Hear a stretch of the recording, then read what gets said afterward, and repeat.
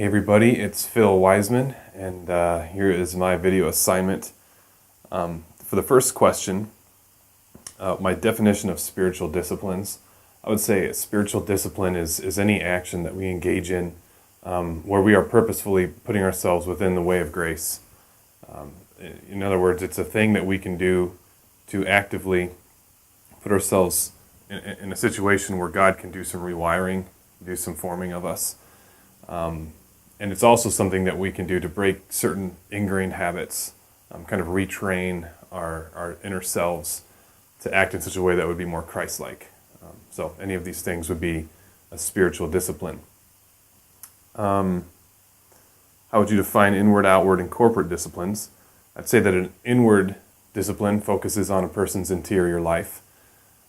So this might include fasting and praying and meditation, study, those sorts of things. I think those are the ones that Foster identifies.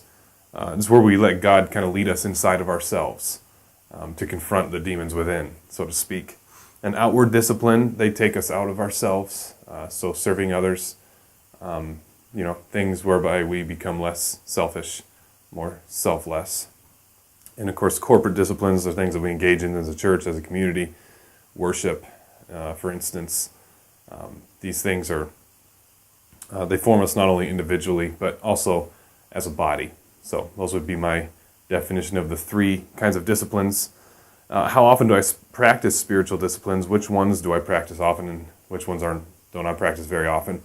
On a daily basis, I do things such as prayer, meditation, study.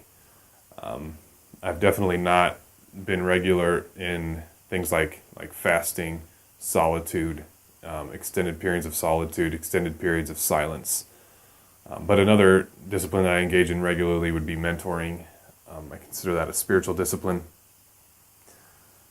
I was not taught or exposed to the classical disciplines really as a child, at least not other than your typical daily devotions of prayer and Bible reading, which are disciplines for sure, but they're not. That's not an exhaustive understanding of spiritual disciplines.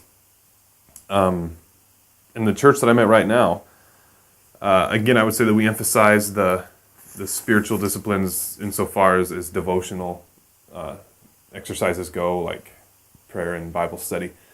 But we've done extended teachings on prayer, extended teachings on worship, extended teachings on Bible study.